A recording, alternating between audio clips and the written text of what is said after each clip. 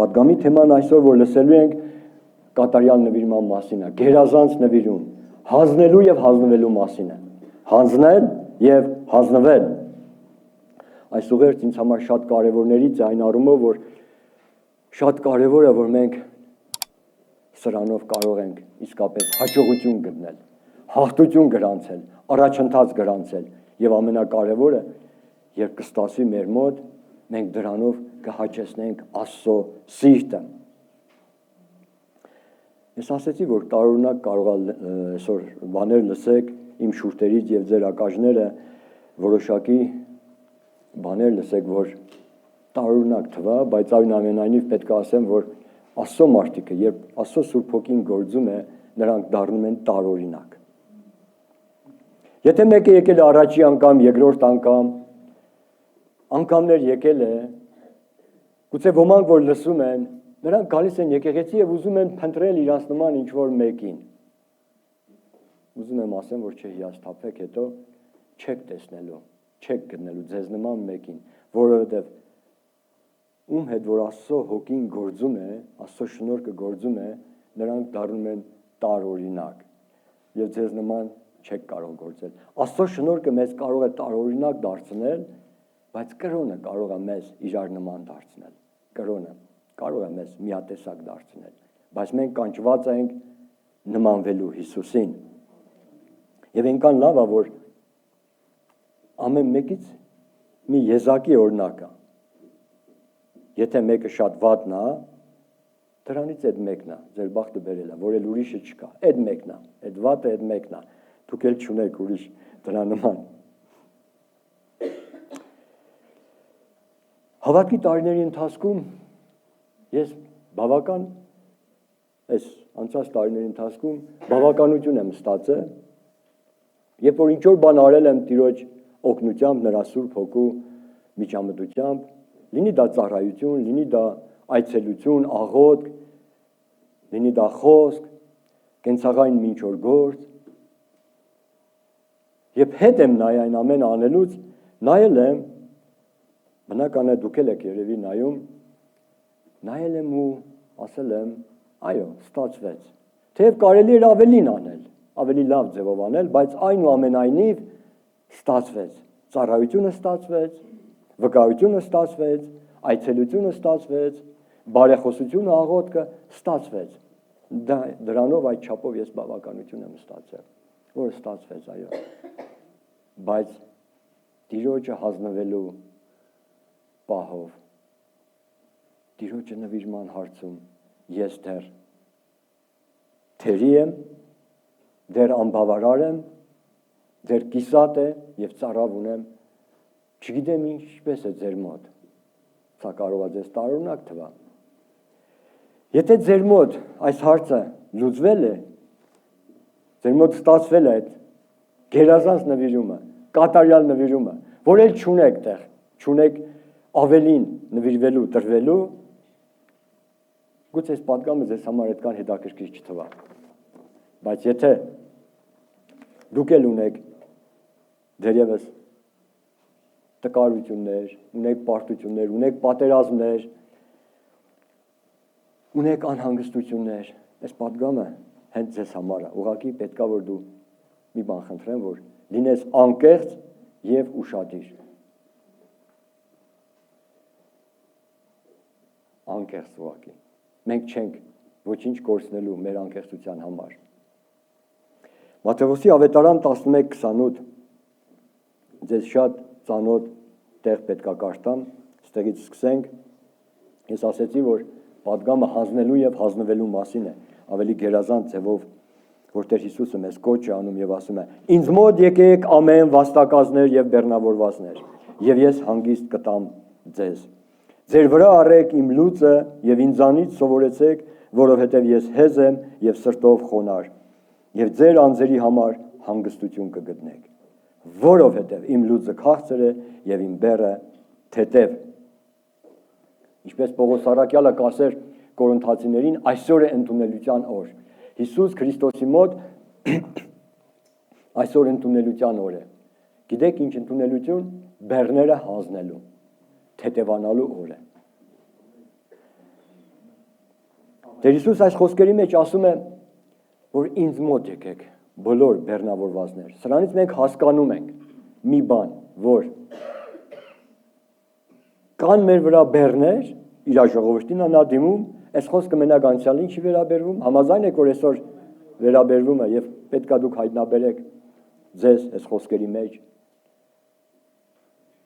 որ կա բեռ, որ այդ բեռը մեզ կարող է անհանգստացնել եւ հոգնեցնել։ Եվ ինչ է պետք մեզ, շատ հստակ է, ասում է ինձ մոտ եկեք։ Առաջի բանը մենք պետքա հավատանք, որ կլինի լուծում։ Եթե չհավատանք, ոչ մեկ չի գնալու Տիրոջ մոտ։ Երկրորդ բանը, ասում է, որ մենք հավատում ենք, դրանից հետո պետքա որ գանք Հիսուսի մոտ։ Դա ինչպես կարող է լինել աղոթքով, խոստովանելու, որտեղ էլ կլինես, եկեղեցում։ Գալիս ես, քեզ ներկայացնում ես Տիրոջ առաջին։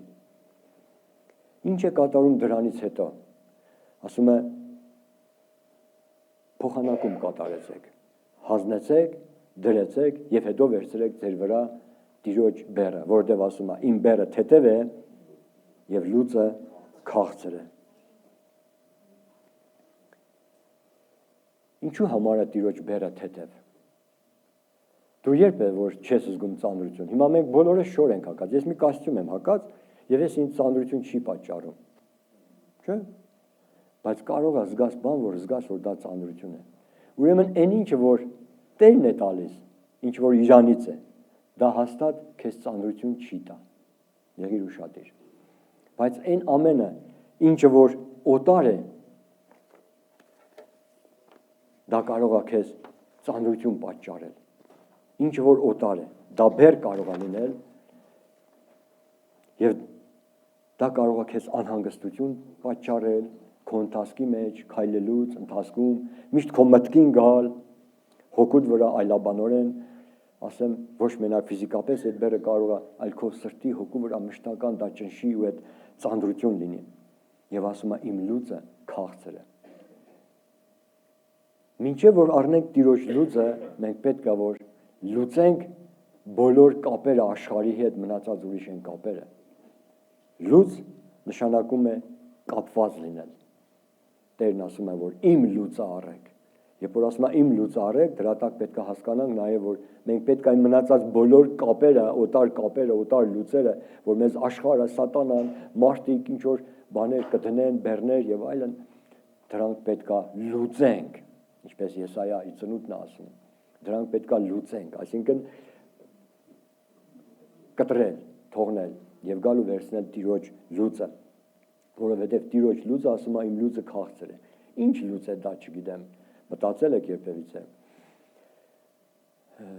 Երևի տեսել եք, ինչպես եղբայրս խոսեց այսօր եզան մասին վարելուց, երբ ես պատանի եմ եղել, գյուղում առիթ եմ ունեցել այդ եզների այդ լուծի վրա նստելու։ Այդ կամը, այդ չորսում որ կա, այդ բրուսոկը, որ երկու եզները կապում էր իրար, նստել եմ պատանի ժամանակ, այդ փոքրիկ ճիպոտով այդ եզներին հետ ու առաջ էինք տանում սայլով, ինչ որ բեռներ էին տանում գյուղի մեջ։ Այդ լուծը կապում է երկու եզներին միմյանց։ Այդ լուծը, որ ես ու դու պետք է առնենք մեր վրա, դա կապ է,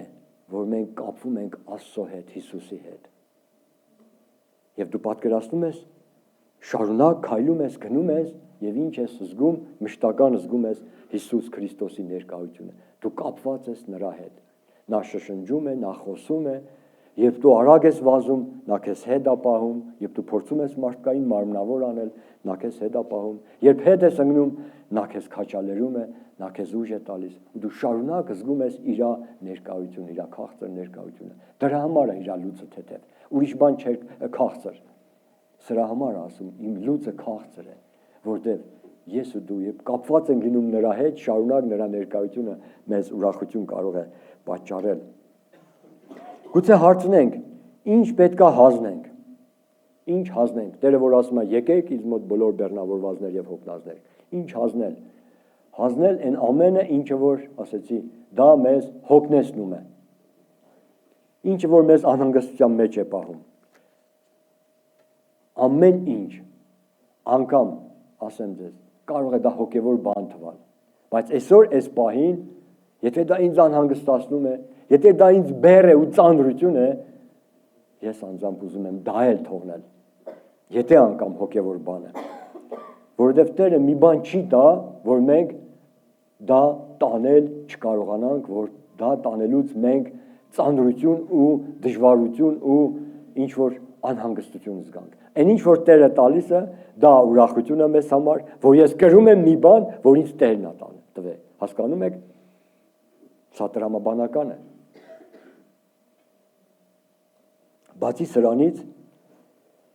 ուզում եմ, որ մի փոքրիկ ցուցակ ասել, մի փոքրիկ ցուցակ դրա վրայով ասնել։ Այն ամեն ինչ որ դուք կմտածեք, ձեր ազնականը կհայտնաբերեք ու կիմանաք, դրանք պետք է հանձնենք իրեն եւ ստանանք այն ինչ որ մեր կարողության չափով է, այն ինչ որ մեր հոգով է, այն ինչ որ մենք կարող ենք տանել, անել, որ դա մեզ ուրախություն կպատճառի։ Ցուցակ, թեթևակի ցուցակ, դուք կարող եք շատ ավելացնել։ Քո վախերը։ Ասեցի այսօր հանձնելու եւ հանձնվելու օրը, հանձնել եւ հանձնվել։ Քո վախերը։ Սրա հետ արերեսվելու են բոլորը։ Լինի դա օծված մեկը, առաքյալ կամ հայրերից մեկը, այս հարցին արերեսում են բոլորը, ես էլ ձեզ հետ միասին։ Այդ ամենը շարունակ պետք է մենք հանձնենք Տիրոջը։ Ինչ որ մեկը մի տարօրինակ բան եմ ասելու, նորից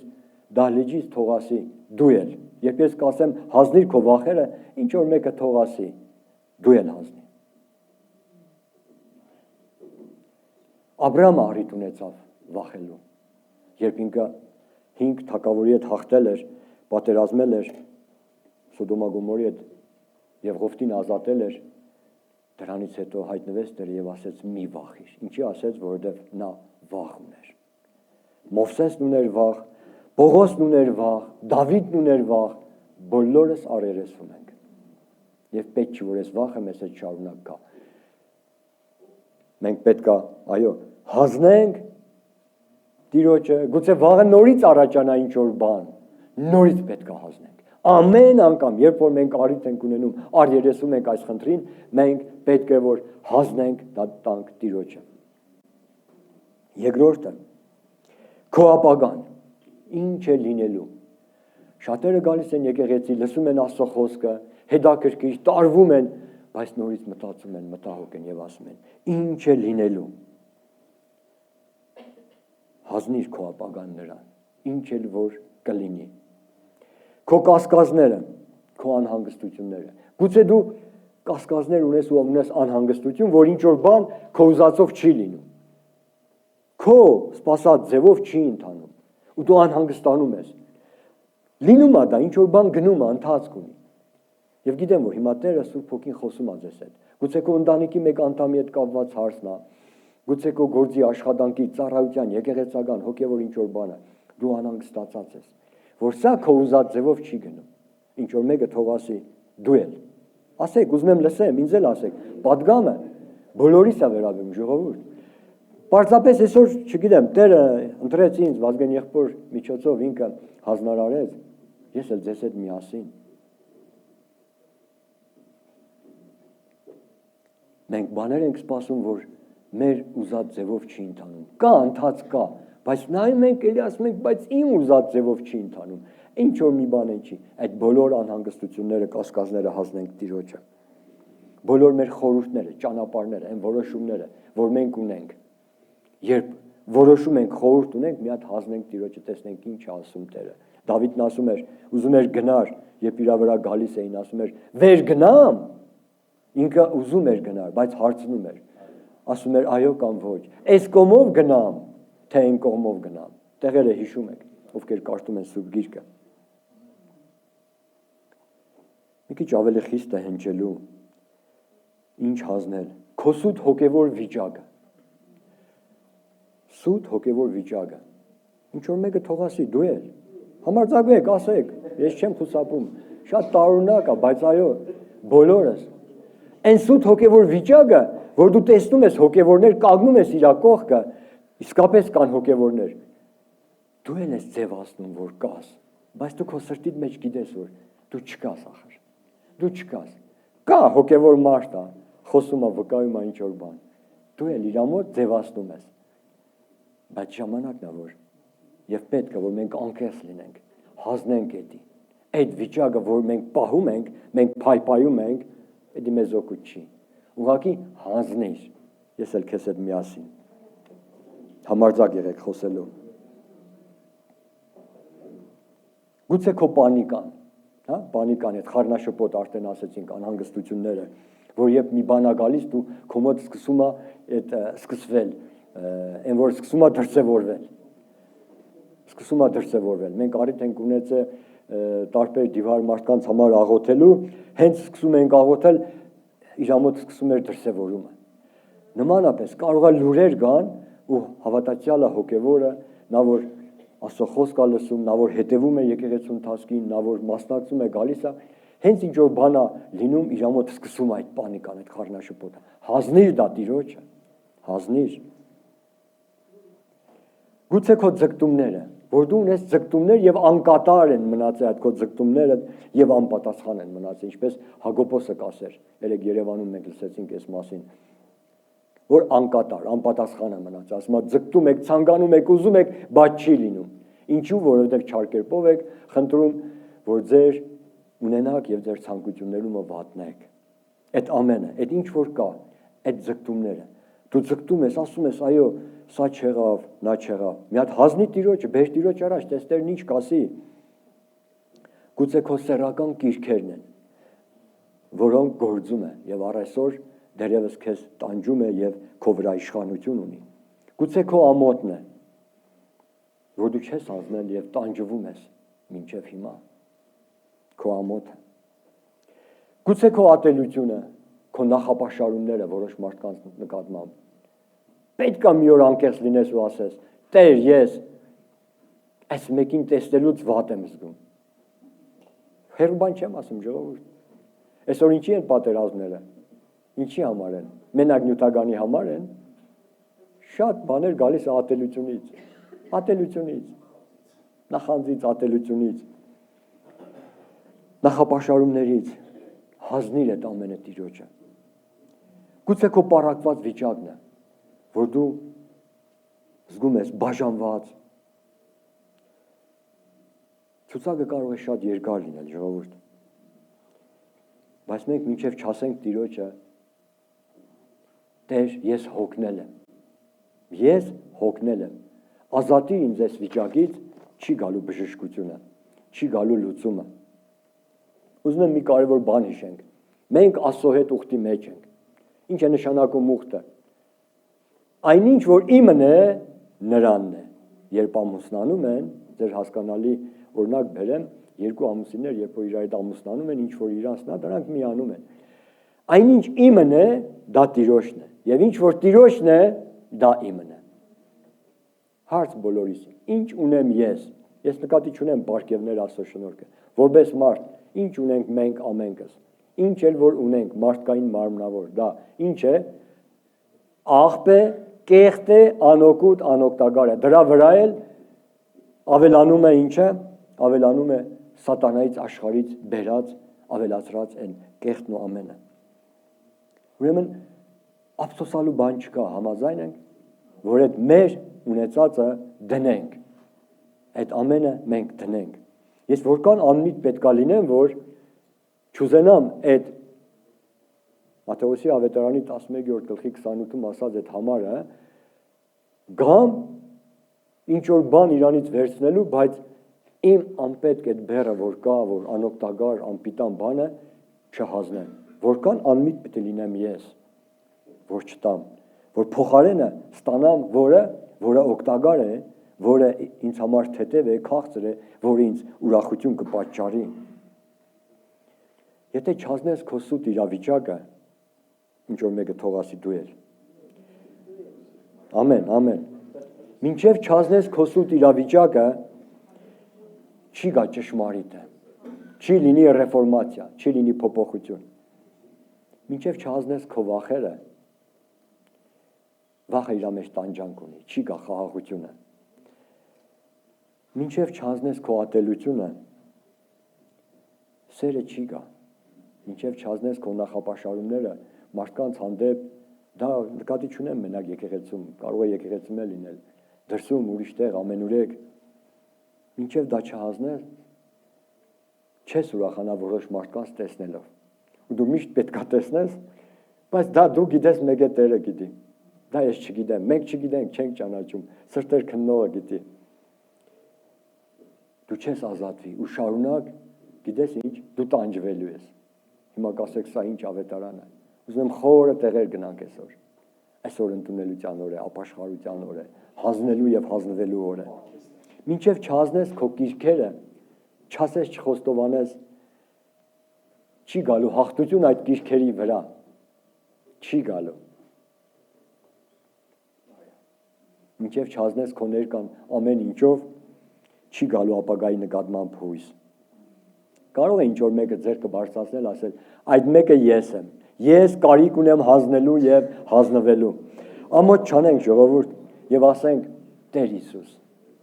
հանգստացրու ինձ։ Ինչ վերաբերում է մեր անձի հանձնվելուն, դա, որ մենք ենք հանձնում, հիմա մեր անձը, որ մենք պետք է մեզ ավելի գերազանց ձևով հանձնենք։ Ինչ է ենթադրում դա։ Առաջինը, սեփական կամքից հրաժարվել։ Հրաժարվել եսի թելադրանքից, մեր սեփական կամքից հրաժարվել։ Եվ մենք չենք ունենա հաջողություն այս հարցում, եթե մենք փայփայենք մեր եսը, եթե մենք ապրեսնենք, եթե մենք կերակրենք, խնամենք, պաշտպանենք, ով որ ուզենա ասում է իր անձը ապրեսնել, նա հետո կկորցնի։ Հանձնվելը Տիրոջը սпасել է։ Խոսքը մեր անձի հանձնվելու մասին է։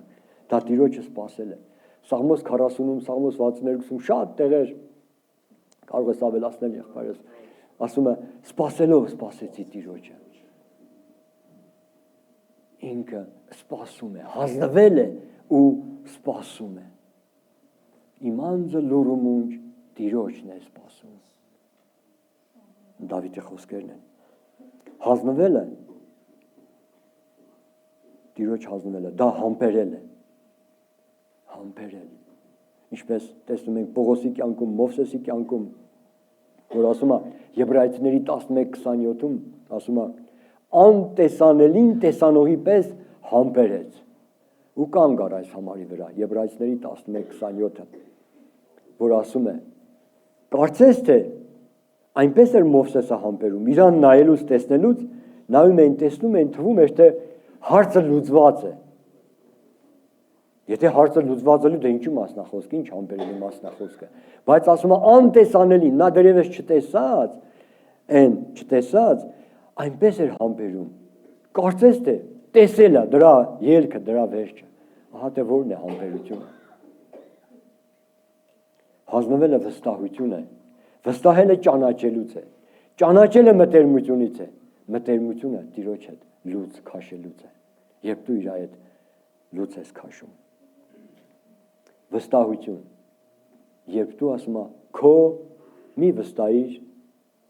քո մարդկային իմաստությանը, այլ Տիրոջը վստահիր քո ամբողջ սրտով, քո ամբողջ էությամբ, նրան վստահիր։ Վստահելը ճանաչելուց է, այո։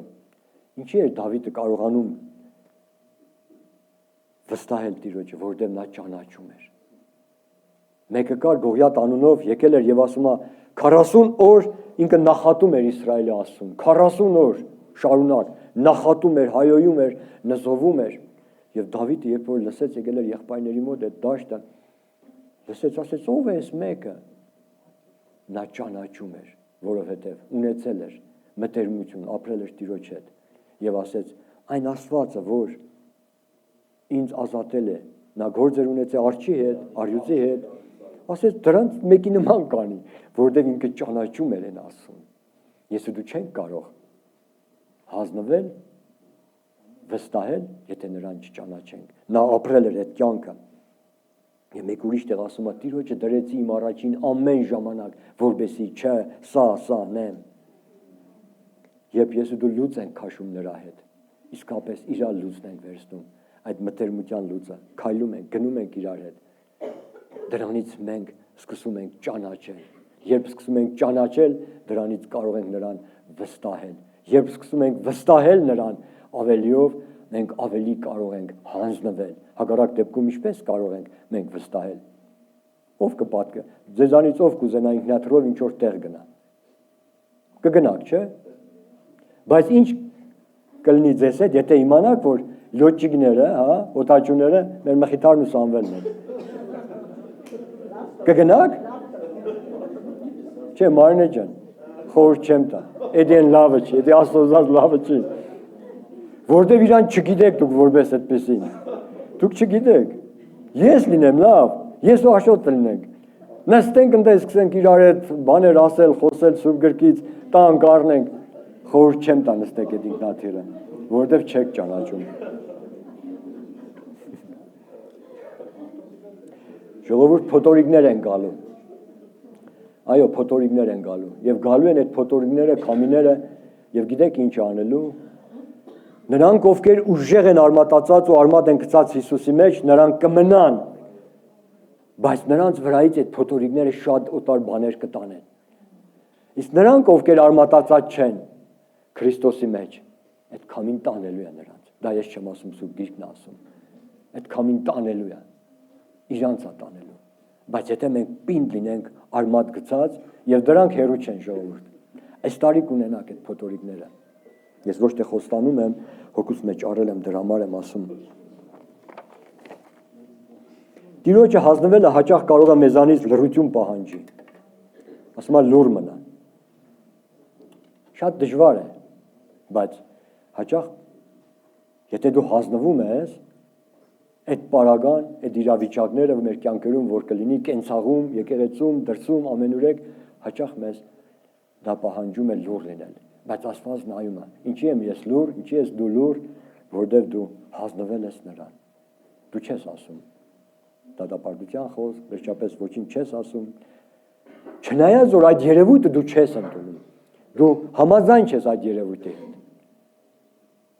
Քո տանը, քո ընտանիքում, քո քաղաքում, քո գործի տեղը, գուցե եկեղեցում դու դրան համաձայն չես, բայց լուր ես։ Լուր ես եւ սպասում ես, եւ Աստված տեսնում է, որ կան եկեղեցում մարդիկ, որոնք լուր են, բայց սպասում են Տիրոջը, հանձնված են նրան։ Եվ Տերը երկու հոգուս այդ սպասումը տենա հերիկա։ Ինձ նման շատերը կան եկեղեցում, որ սպասում ունեն, եւ այդ սպասումը օգնում է, որ Տերը իր գործը անի։ Հանձնվել հաճախ կարող է մեզանից պահանջել, որ մենք որոշ գործողություններից ձեռնպահ մնանք, չանենք որոշ բաներ։ Ասում եմ, դադարեցեք ու տեսեք, որ Տերն է Աստված։ Դադարեցեք։ Ուզում ասի չլինի դու մի բան անես, որտեղ այն գործը, որ Տերն է անելու, եթե ես ու դու անենք, կա տեղ, որ մենք կարող է փչացնենք, խանգարենք, խառնվենք։ Ամենից ավելի, որ ես ու դու անում ենք, մեր ֆինանսական զոհաբերությունը, մեր նվիրատվությունը, այցելություն, ծառայություն, վազք, այդ ամեն ինչից ավելի, ուզում եմ համարձակվեմ ասեմ, գուցելի տարօրինակ թվա, բոլոր այդ մեր հոգևոր գործերից ավելի Տերն ուզում է, որ ես ու դու գերազանց ձևով նվիրվենք իրանը լինենք, որովհետև հաճախ Աստծո մարդիկ, գուցե անգամ սատանայի թելադրանքով, գուցե անգամ որոշ հոգևորների թելադրանքով, այնքան են իրանք խրվում, տարվում, իրանց այդ գործով, անգամ ասում եմ հոգևոր որոշ բաներով, գուցե աշխարհային ինչ-որ գործերով, շատ բաներով, որ իրանք սկսում են հեռանալ Տիրոջից։ Այնքան են հեռանում, որ մի օր էլ իրանք կորցնում են մտերմությունը։ Եթե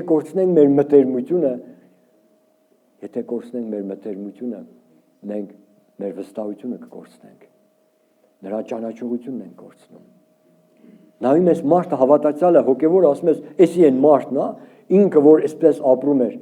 Իրան դու բան ես ասում, զարմանում ես, չես հավատում, աչքերի տեսածին չես հավատում։ Ինչի համար, որովհետև ժամանակին ինքը օրինակ եղել քեզ համար, ինձ համար, բայց հիմա ինքը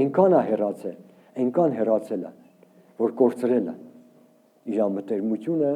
եւ մտերմությունից կորցրել է իր վստահությունը Եվ ի վերջո, ասեմ ձեզ, այս 30 տարիների ընթացքում ես տեսա մարդիկ, որ հայտնվել են առյուծի բերանում, այդքան հեռացել են, որովհետև հաշվի չեն առել շատ կարևոր բաները։ Հանձնվել կամ նվիրվել կարող ենք հասկանալ մեր որոշ սովորություններից, որոշ զբաղմունքներից հեռու մնալ, ձեռնպահ մնալ։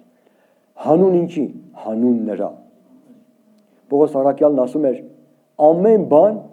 օրինավոր է ինձ, միթե ես առաքյալ չեմ, բայց ասում էր, ամեն բան օգուտ չի ինձ։ Եվ Փիլիպպեցիների 3:8-ում ասում է, որ ես ամեն բան աղբ եմ համարում։ Ինքը ուներ տվյալներ, դանիներ ուներ, տվյալներ ուներ, արժեքներ, որ հաճախ հավատացյալները, հոգևորները միմյանց հետ խոսելուց չեն էլ բարձնում, բայց ակնարկում են իրանց արժեքները,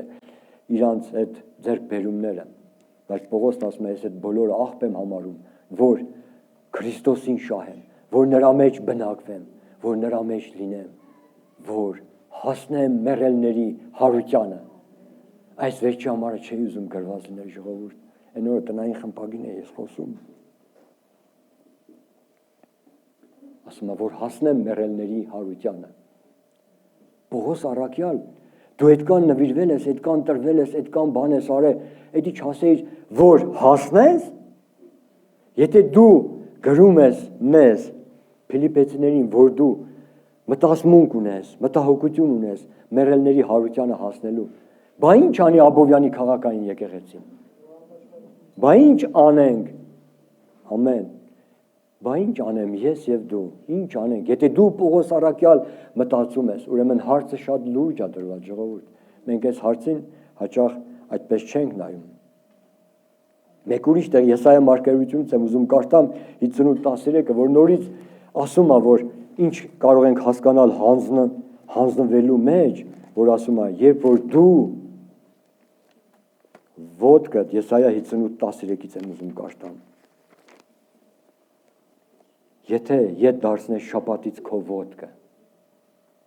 որ բաղձանքդ չկատարես իմ սուրբ օրը, եւ շաբաթը կոչես զվարճություն, եւ Տիրոջը նվիրածը պատվական, եւ նրան պատվես քո ճանապարհները չկատարելով,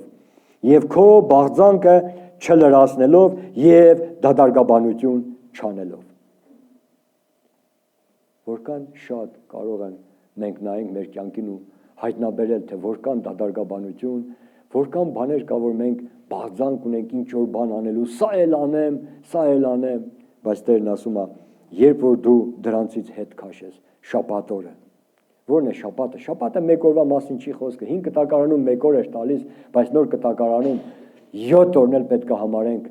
Տիրոջ տվածը, պետք է համարենք դա սուրբ օր, դա պետք է համարենք Տիրոջ տված, այսօրվա կիրակին նմանապես պետք է համարենք Տիրոջ տվածը, երբ որ դա այդպես կհամարես, նրա նվիրածը, նրա տվածը, այս հնարավորությունը, ոմանք չկան այսօր, չեն եկել, իրանց տեղերը մնում է դադարք, բայց երբ որ այս ամենը կանես, այն ժամանակ կզվարճանաս Տերովը, եւ ես քեզ վեր կհանեմ երկրի բարձր տեղերը, եւ քեզ կուտեսնեմ քո հայր Հակոբի ժառանգությունը, որովհետեւ Տիրոջ բերանը խոսեց։ Այդ ժամանակ, հենց այդ ժամանակ կլինի այդ ամենը։ Կարող ենք մի բան մտածել, որքան մեր կյանքում չլուծված հարցեր կան, որքան բնակավարներ կա, որ դեռևս չի փոխվել, մնացել է նույնը։ Մի բան ասեմ, որ մեր կյանքը կփոխվի միայն ու միայն Աստծո շնորհքի ներգործությամբ։ Եվ պետք է ասենք, իմանանք, ֆիքսենք, որ Աստծո շնորհքը ազատարար է, Աստծո շնորհքը փրկարար է, այն մեզ փոխում է, մեզ է փոխում, մեր կյանքն է փոխում, մեր կյանքի տարբեր բնակավարներն է փոխում է։ Բա ինչու համար չի լինում։ Մենք գիտենք, ֆիքսում ենք, Աստված իր համար հայտարարում է. Ես եմ ամենակարող Աստվածը։ Սա մեկ փաստ։ Մեկ ուրիշ տեղ ասում է. Միթե ինձ համար դժվար բան կա։ Սա երկրորդը։ Մեկ ուրիշ տեղ ասում է հավատացողին ամեն բան կարելի է։ Գործ ունենք մենք մեկի հետ, որ ինքը ամեն բան կարող է եւ ինքը բացի դրանից նաեւ ինքը կամենում է։ Կարող է մենք գործ ունենանք հարուստ թագավորի հետ, բայց նա մեզ համար օտար լինի, նա կամեցող չի, բայց Դավիթն ասում էր, որ այն թագավորը, որ կա, ասում է, նա ոչ մենակ թագավոր է, հարուստ է, նաև կամեցող է։ Ինչ տվեց ինքը, ում տվեց ինքը, ինչ արեց ինքը, տվեց իր որդի Հիսուսին և տվեց իր Սուրբ Հոգին տվեց մեզ, Սուրբ Հոգին տվեց, վստահեց մեզ։ Թերևս մեզանից ոչ մեկը չէր վստահ իր հոգին ինչ որ մեկին տալ։ Երբ որ Սուրբ Հոգին տալիս է Աստված մեզ, մենք դրանով ինչ ենք կարողանում իմանալ, ինչ կա Աստծո սրտի մեջ։ Նա վստահում է։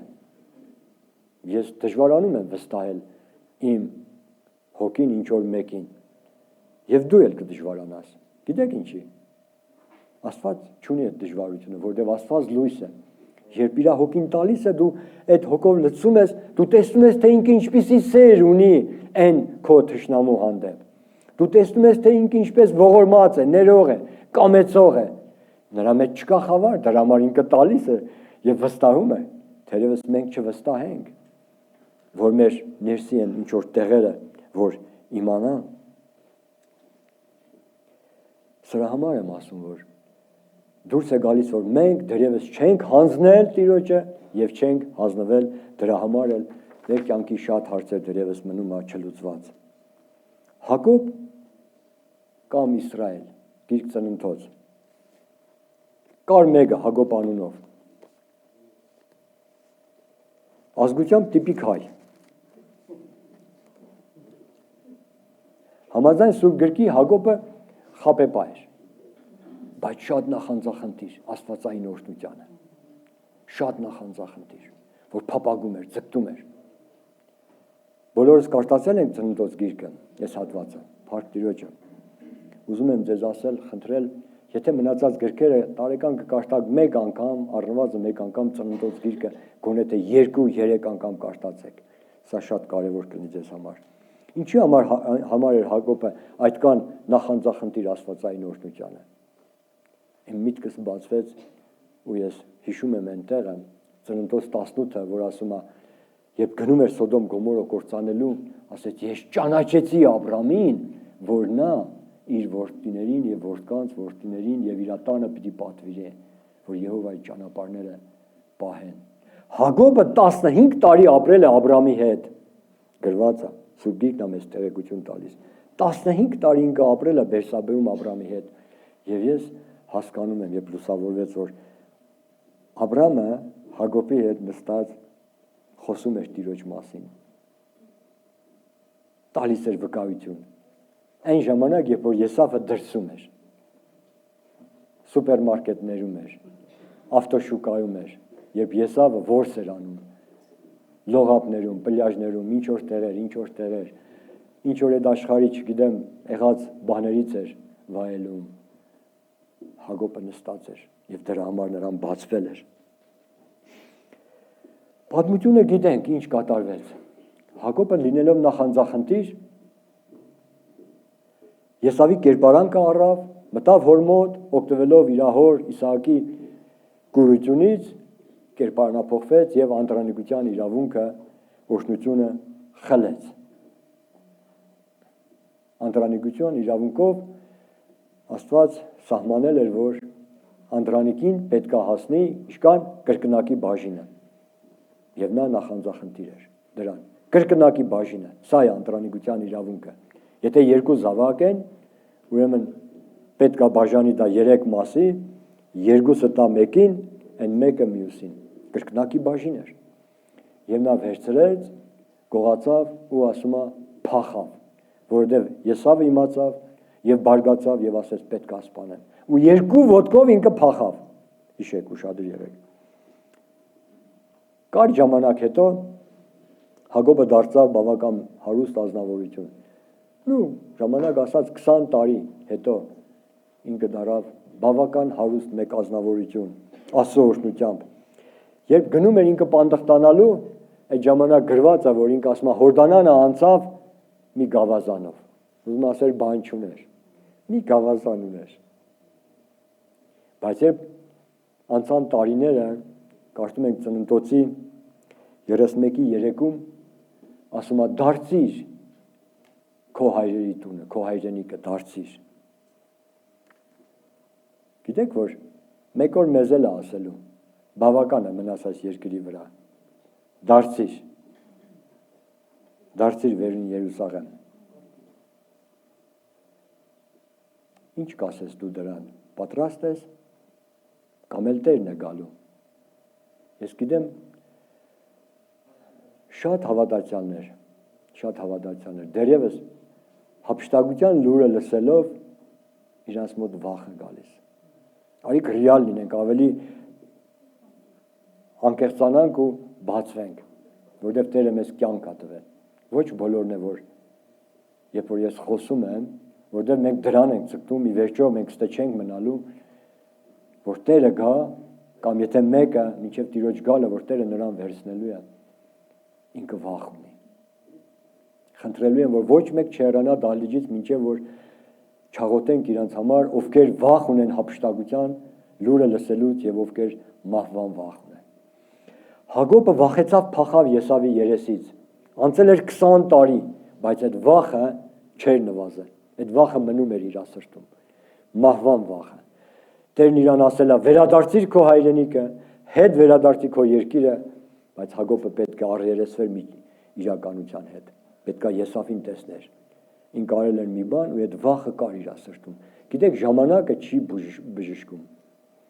Մեկը կար ինձ ծանոթ մեկը Շամշադինից, որի հետ աշխատում էինք։ Իմ բնավորության համաձայն դեռ 92-93 այդ թվերից 95 թվից աշխատել եմ Շամշադինի Ղրղի գյուղից էր։ Եվ երբ իրան վկայում էի, շարունակ խոսում էի,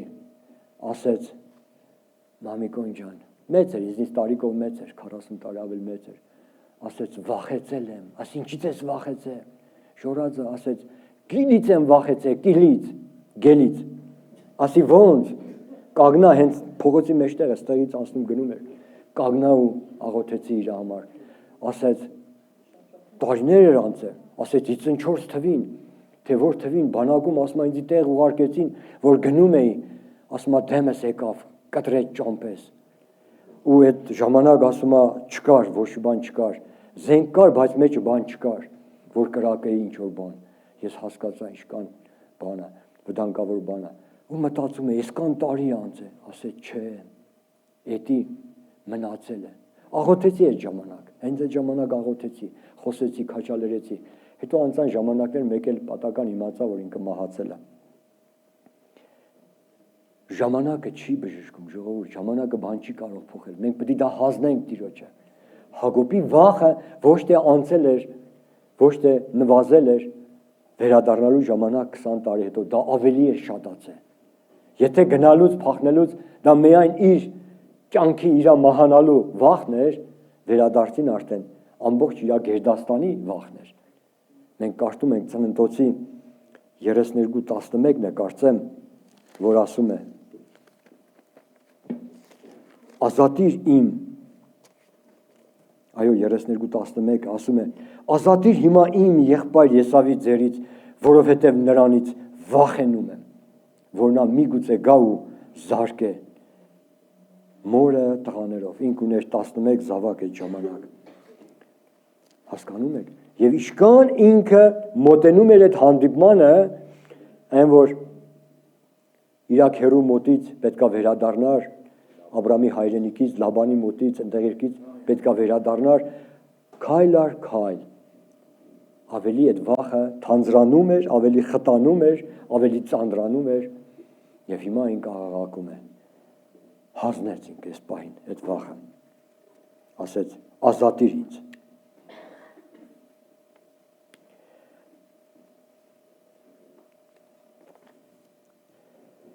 Սուրբ Գիրքը Հակոբին նկարագրում է որպես շատ ճարպիկ մեկը։ Իրականում ինքը ճարպիկ մարդ էր, ազնվորություն։ Այսօր եկեղեցում շատ ճարպիկ մարդիկ կան, որոնք շատ ճարպիկ են իրանց էությամբ եւ շատ բաների են հասնում։ Հակոբը շատ բաների հասավ։ Եթե կարդաք ինչպես ինքը հարստացավ, ինչպես ինքը այն ոչխարները, այծերը, երբ որ գալիս էին ջուր խմելու, այն չալիկները, հա, այն գավազանները, այսպես չալու բալա էր անում, խայտախարիվ, այսպես բարակ ինչ որ փայտեր, ճյուղեր կտրում էր, ասենց հանում էր կեղևը, սև ու սիպտակ էր դառնում, հավատքով դնում էր, երբ որ գալիս էին ջուր խմելու, երբ որ այդ ոչխարները այծերը բեղնավորվում էին, եւ բոլորը խայտախարիվ ու ասում է սև ու սիպտակ այդպես էին ծնում, ինքն էլ պայման էր դրել Լաբանին, ասում էր ինչ որ սպես եղավ իմն է։ Եվ հետո մի օր տեսան, ասին Հակոբը թալանեց, բոլորը տարավ, բայց պայմանը ինքը շատ շուտրի մեկն էր, շատ ճարբիկ մեկն էր։ Նմանապես մենք էլ կարող է դու էլ ինձ հետ միասին եկեղեցում շատ ճարբիկ լինես, ինչ որ բանի հասնես, բայց սրտիդ մեջ գիտես, որ ինչ որ բան դա օրնավոր չէր, դա կոնը չէր, մի օր պետք է առերեսվես, Տիրոջ առաջ պիտի կանգնես, դու էլ, ես էլ, մենք պիտի կանգնենք, ինչ պիտի ասենք, ու դրա համար չեմ ասում դողում ես, վախենում ես, բայց մի հատ անհանգստություն ունես, որ պիտի առերեսվես դրան եւ պիտի կանգնես նրա առաջ։ Հակոբը ինչ արեց, իր բնավորության համաձայն կարդում ենք այս հատվածը, նորից տեսնում ենք, որ ինքը վերցրեց եւ այդ ունեցվածքը ուզում էր ամբողջը մաս զոհաբերեր Եսավին։ Վերցրեց 200 այծ, ոչխար, 10 ուղտ, այսքան էշ, այսքան ավանակ, այսքան այս բանից խումբ դրեց եւ ուղարկում էր։ Երբ կարդում ենք 32-ի հենց 5 համարից ասում է ինքը մարդիկ ուղարկեց Եսավի մոտ իր ձեռքբերումներն էր ուզում ցույց տար, իր արժանինքները, իր ձեռքբերածը եւ ասում էր գնացեք Եսավին ասեք ես ունեմ արճարներ եւ էշեր, հոտեր եւ ծառաներ եւ աղախիններ, հիմա ուղարկում եմ իմ տիրոջ իմացնելու, որ քո առաջին շնորհք գտնեմ։ Ինչպես ես ուզում շնորհք գտնես քո այդ ձեռքբերումներով, քո այդ դրանով ուզում ես Տիրոջ առաջին շնորհք գտնել, նրա հետ ում հետ խնդիր ունես, նրա առաջ ում առաջ դու խնդիր ունես, կարող ես այդպես դրանով շահել, չէ։ Հետո տեսնում ենք, որ ինքը սրանք ուզեցավ զոհաբերեր տար, բայց այնուամենայնիվ դրանցից ոչ մի բանն էլ իրան չօգնեց։ Աղոթեց, խնդրեց։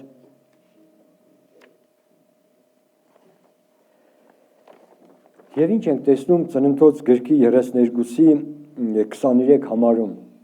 պատմություն ովքեր գիտի, եւ ասում է Հակոբը ի վերջո, որ իր մոտ շատ սաստիկ էր վախը, ամեն ինչ ասում է ուղարկեց, անցկացրեց, 32-23, ասում է Հաբոկի անցքից, ինչ որ հատված էր, ժայռեր, երևի ես այդպես եմ հասկանում, անցկացրեց, վտակից են կողմ անցկացրեց, բոլորը, իր տունը, ամեն ունեցվածքը, բոլորը ուղարկեց, ամենը դադարկեց, Հակոբը ինքը իրան դադարկեց, քանի որ հինուխտը 5 կտակարան այլաբանություն է, որոշ բաներ պետք է ասեմ, կարող ասես, ինչից ելնելով ես ասում, իրավունք կա, տալիս է Սուրբ Գիրքը, որ մենք այլաբանություն խոսենք, նա ինքը իրան դադարկեց, բայց դեռևս ինքը չէր հանձնվել, կար մի բան, որ պետք է կայանար, դա կարդում ենք Ծննդոցի 32-24-ում, եւ ասում է Հակոբը մենակ մնաց, ամեն ինչ ուղարկեց ու մենակ մնաց, ինչի մենակ մնաց, հարցնում եմ Տեր, ինչ կա սրատակ, ինչի մենակ մնաց, Հակոբը սպասում ուներ, նա դեռևս ինքը իրեն պետք է հանձներ, այդ հանձնելը դեռևս չէր կատարվել, նա մենակ մնաց, սա լավագույն պահն է, երբ որ ես ու դու մենակ կմնանք Տիրոջ առաջին, որ մենք կարողանանք հանձնվել, մենք ինքներս մեզ հանձնել Տիրոջը։ Եվ շարունակության մեջ կարդում ենք, ասում է, որ մի մարդ գոտեմարդում էր նրա հետ, մինչև արշալույսը ծագել է, մի մարդ։ Եվ հետո տեսնում ենք, որ սա Տիրոջ կերպարն է, հրեշտակ է, թե Աստված է, հագած մարմին, թե ինչ, խոսում է սրա մասին Սուրբ Գիրքը,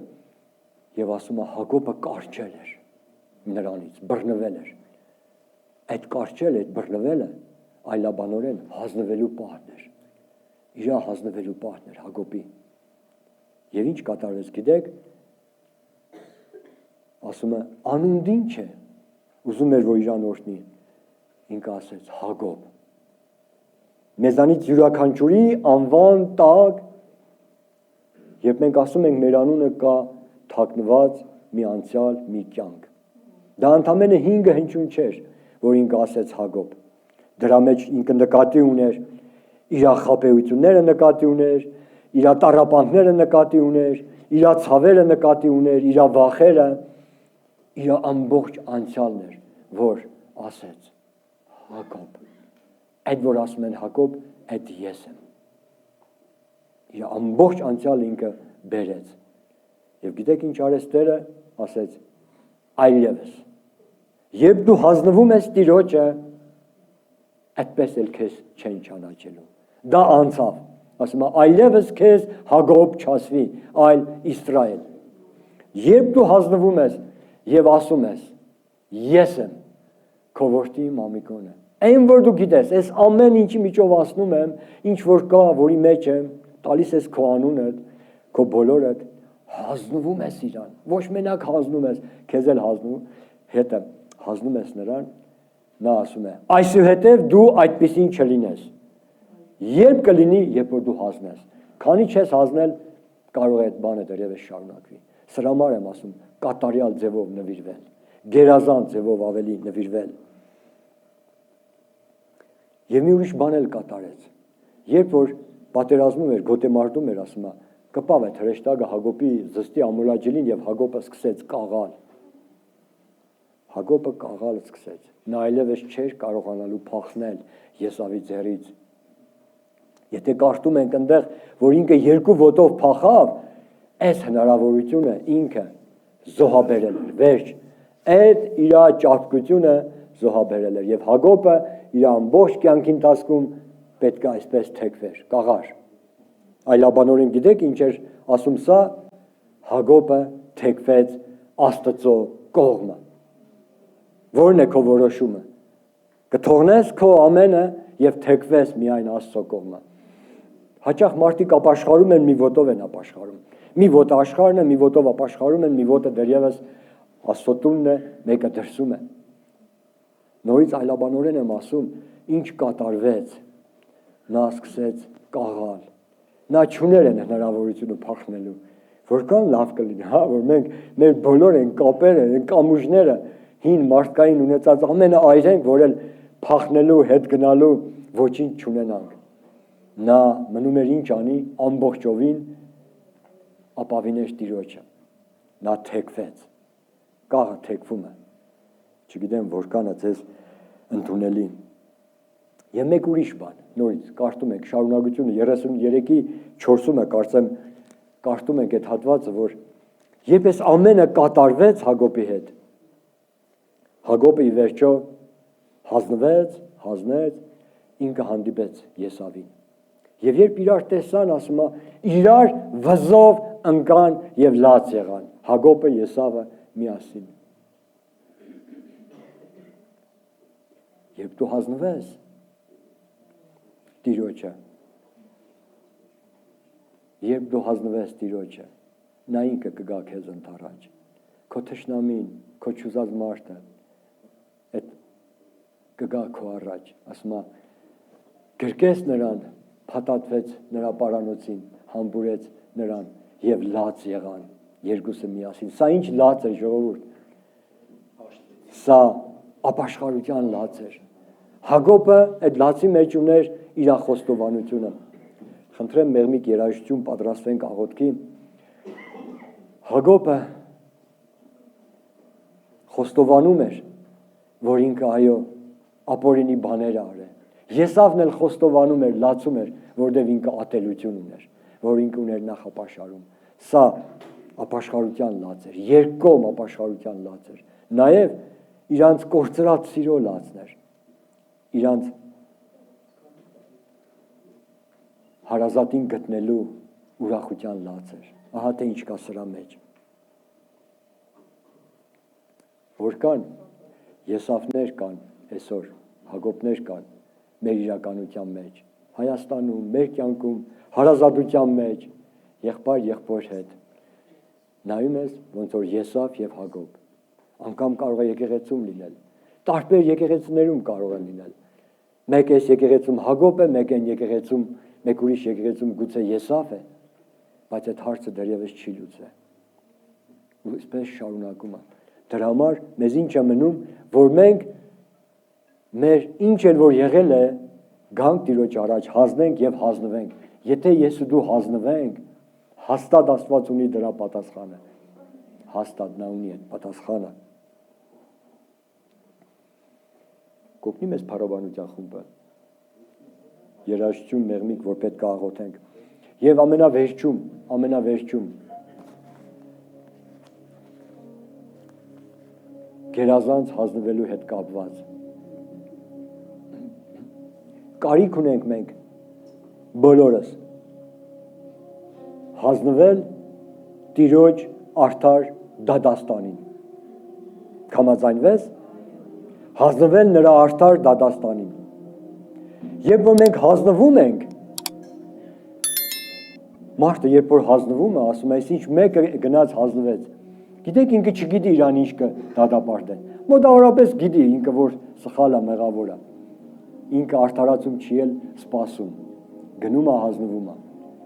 Եվ ասում է, այն ազնվորությունը, այս իր ամեն էությամբ, արարքներով, ամեն իրավիճակներով, ամեն խնդիրներով գալիս է ու հանձնվում է։ Եվ ինքը այդ պահին գուցե չգիտի ինչ կլինի իրան։ Եթե մենք, ես ու դու, մինչև մեր կյանքի վերջին օրը, երբ մենք հանձնվում ենք Աստծո արդար դատաստանին, այդ ժամանակ իմ եւ քո բոլոր մեղադրանքները գնում է Հիսուսի վրա։ Իմ մեղադրանքները, քո մեղադրանքները բոլորը գնում է նրա վրա։ Բայց մեր կյանքից հետո, եթե մնաց ինչ որ բան, դա գնում է հավիտենություն։ Կարող ենք վստահել ու հիմա հանձնվել Տիրոջը, ասել Տեր, սա ես եմ։ Տանք մեր անունը եւ դրա տակ նկատի ունենանք մեր ներկան, մեր անցյալը, մեր վախերը, մեր ամենը։